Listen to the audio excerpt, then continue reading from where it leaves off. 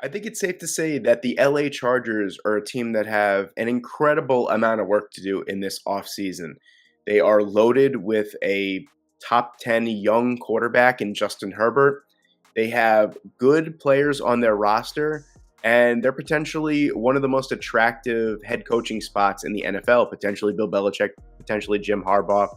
But this is a roster that needs a lot of upgrading. So with the number five, armed with the number five overall pick, we're going to look to kind of trade down here, get more value, and really improve this roster. You're looking at holes at center, you're looking at holes at right tackle, running back, wide receiver, tight end, and on the defensive side, pretty much everything you could use an upgrade for. To be honest with you, maybe besides for safety. And even then, you could probably look to upgrade the safety position. So we have a lot of work to do here. Like I said, I really like to trade down from number five. I know that might hinder our ability to get someone like an Ola Fashanu, Joe Alt, Malik Neighbors, Romo Dunze, Brock Bowers, something like that. But for the sake of filling out this roster with the incredibly talented players, I think that's what we're going to have to do. So I'm going to sacrifice an elite prospect, most likely at number five, for more impact players that are going to make a difference in the long run. So without further ado, let's get into this 7-round 2024 LA Chargers mock draft. All right, I really like this here from the Cincinnati Bengals. We are moving down 13 spots to get pick 18, 49, 80, 142, and a second for next year. So I really can't argue with that value. Especially getting I believe that's a fifth round pick as well. We're getting obviously we're getting a first, we're getting a second, a third, a fifth, and a second next year to move down 13 spots. Like I said, this roster, one elite player is not going to make a difference here. We need to fill out this roster as best as we can. And I know Joe Alt, Ola Fashanu, still on the board, Malik Neighbors, Romo Dunze, but I'm really looking, to be quite honest with you, in the first round here, I'm really looking to upgrade either the tackle position or the cornerback position. So I'm looking at a few specific players that I hope are going to be there at pick number 18. All right, at number 18 here, we have a couple guys that I had my eye on. Really, I really wanted Nate Wiggins here. I'm not going to lie. I think he's a perfect fit in the defensive scheme for the Chargers, but yet again, they're probably going to have a new defensive scheme. So someone that I like a lot here at number 18, two guys.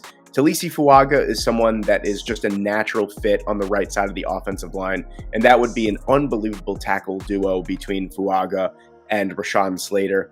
Cooper DeJean is someone that really, really intrigues me here. Like I said, I want to upgrade the offensive line. I want to protect my number one asset in Justin Herbert. I really want DeJean, but I'm thinking that I think it's going to have to be Fuaga because that's someone that's just a perfect fit. It's a natural right tackle. He's a road grader in run blocking. He's a great pass protector as well. And I really can't pass up the opportunity of having two stud young tackles. All right, yeah, we're definitely cooking with gas here because at number 37 here, as you see, we're armed with plenty of picks here to fill out this roster. So here's my thinking. I know Troy Franklin being on the board at 37 seems unlikely, but with so many amazing wide receivers in this draft class, there's going to be a few guys that are odd men out. And I think Troy Franklin is one of those guys that could be in the back end of the first round that might sneak into day two.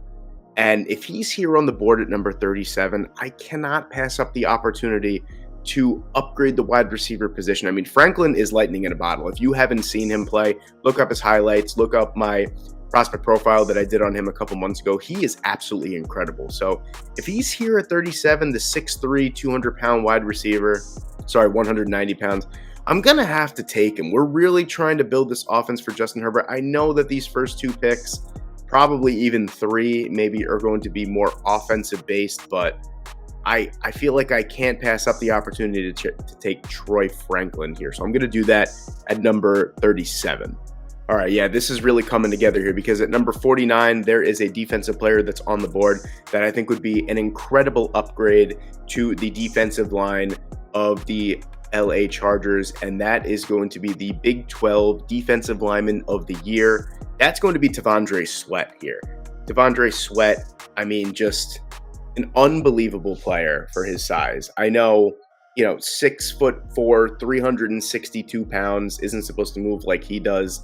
He is incredible. He's a great run stuffer. He offers a lot as a pass rusher as well, to be quite honest with you.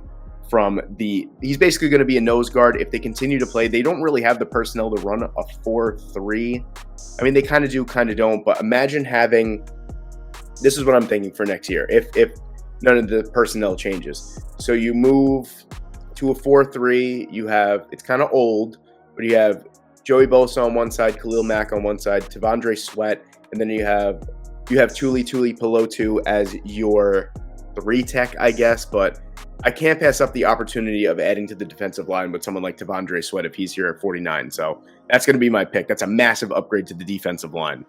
At number 69 here, I think you see the first name that's on the board. We're upgrading the tight end position here. Ja'Tavion Sanders is a supremely athletic tight end here. He's not going to do too much for you in terms of being an inline blocker, but that's what you have Donald Parham for. Someone that is athletic, that can catch passes, but he's primarily going to be used as in 12 personnel and as an inline tight end. Ja'Tavion Sanders is someone that could line up in the slot, and he's going to be a fantastic seam tight end. I mean, this is just working out absolutely perfectly in my opinion so far. So it's 69.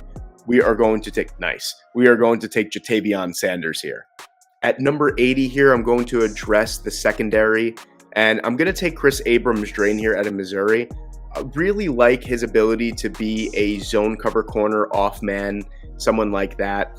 Also, potentially could have the ability to play in the slot as well. He seems very versatile, a little bit of a lightweight in terms of his weight in general. I believe he plays around 175. So if he could bump that up to 180, 185, I'd feel a lot better about him being a boundary guy. But yeah, he's going to be a perfect cornerback in cover 3, in off man, stuff like that, stuff that the LA Chargers, as of right now, most likely run. I don't know. The defensive scheme's probably going to change with a new coordinator, but Abrams-Draine is really good value here at number 80, so I'm going to take him to upgrade the secondary.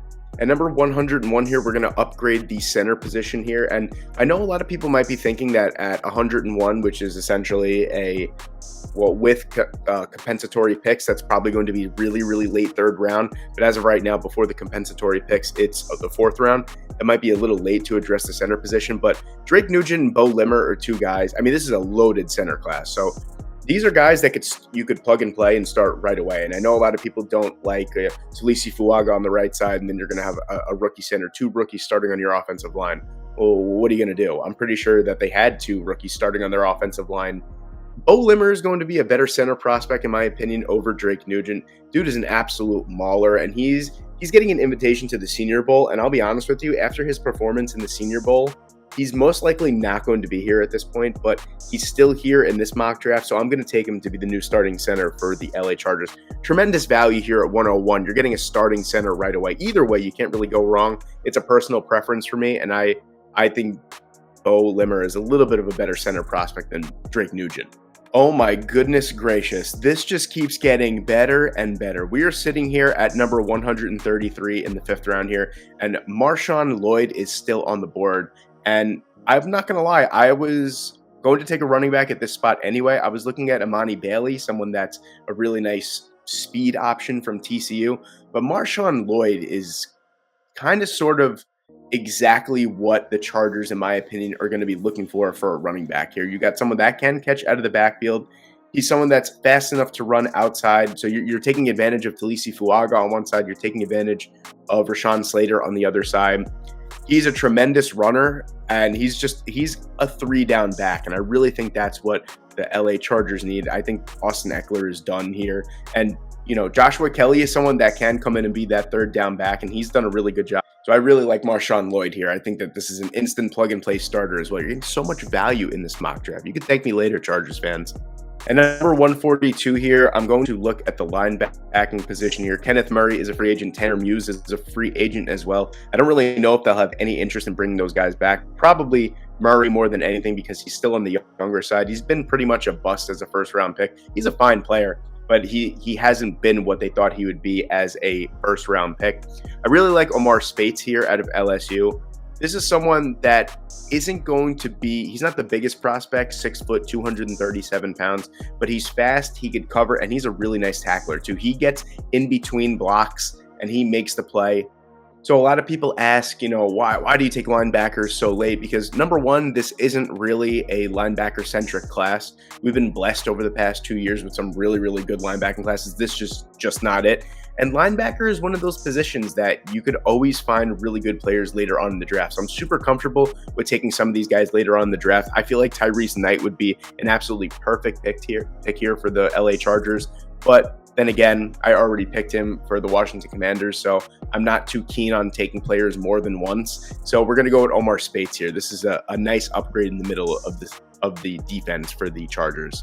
At 165, we are going to upgrade the safety position. Jay Stanley out of Southern Missouri is someone that I really like. He's one of my NFL draft diamonds. I haven't done a short on him just yet, but it is coming in the next couple of weeks, I would say. But a super tenacious player, good ball hawking safety as well, and they need a long-term solution to play next to Derwin James. I mean, Nazir Adderley's sudden retirement, very unexpected, obviously. It's just a position that I feel like they've been trying to fill since Adderley retired, and they didn't really do. Granted, he didn't really give them enough time to kind of fill the position. Jay Stanley is a player that I really enjoy watching. Just a really nice instinctual player as well. So at this point in the draft, you're looking for someone. I really wanted Kenny Logan to be here, but he's not here. Jay Stanley is the perfect complement to that. So with our last pick here at number 197, we're going to look to the defensive line again here. And I'm looking at Gabe Hall, defensive tackle from Baylor, just to kind of fill out exactly what the Chargers need. They need bodies. They need big bodies that are immovable objects. And that's exactly what Gabe Hall is. I thought he was going to declare for the draft last year. He turned around and did not, but I don't want to say he really improved. I feel like if anything, he kind of fell down draft boards a lot, but he's still a great player. This might not be everyone's cup of tea, but I think that this is an absolutely outstanding draft class. And if the Chargers can get anything that closely represents something like this, I think they would be in business for the long haul. So let's recap it in case you guys skipped to the end, because I wouldn't blame you if you didn't want to hear me talk. At number 18, we traded down from number 5. We acquired 18, 49, number 80, and 142, and a second-round pick next year. We got Talisi Fuaga, right tackle out of Oregon State. We got Troy Franklin, one of my favorite players in the entire draft class, at number 37. At number 49, we got Tavondre Sweat, defensive tackle from Texas. 69, Jatavion Sanders, Hook'em Horns, tight end from Texas as well. At number 80, we got cornerback Chris Abrams-Drain. At number 101, we got our new starting center in Bo Limmer. At number 133, we got our new starting running back in Marshawn Lloyd. At 142, we got linebacker Omar Speights. At 165, we got Jay Stanley, some really nice value down the board. And then at 197, we got defensive tackle Gabe Hall. Let me know what you guys think in the comment section below. I think this is one of my favorite draft classes I've done so far. I know I've only done 5, but this one I think takes the cake as the best one. So if you guys enjoyed today's video, please leave a like. Please subscribe to the channel. We're trying to hit 10,000 before the NFL draft. Let me know what you guys think in the comment section below. Thank you guys so much for tuning in today. I hope you enjoyed, and I hope I see you in the next one.